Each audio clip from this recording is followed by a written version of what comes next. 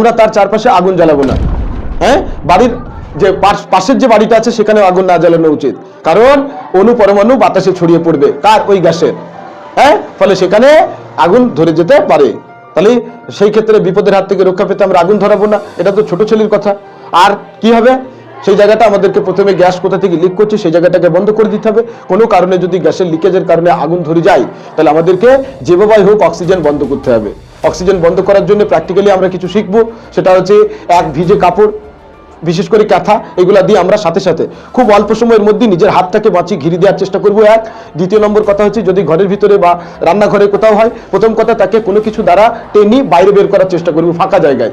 হ্যাঁ, ঘরের ভিতরে যত থাকবে সেটা পরবর্তীতে বোমের মতো কাজ করতে পারে। হ্যাঁ, তাই আমরা সেটাকে বাইরে বের করার চেষ্টা করব। আর তারপরে সেটাকে কাপড় দিয়ে জড়িয়ে অথবা কোনো বালতি বা কোনো কিছু দিয়ে যেভাবেই হোক বাইরের বাতাসটা, অক্সিজেনটাকে বন্ধ করার চেষ্টা করতে হবে। তাহলেই গ্যাস বন্ধ নেভানো যাবে। আর তা নাহলে পরে গ্যাসে বিস্ফোরণ হয়ে আমাদের ভারতে প্রচুর মানুষ মারা যায়, একটু অসাবধানতার কারণে এই জিনিসগুলা ঘটে থাকে।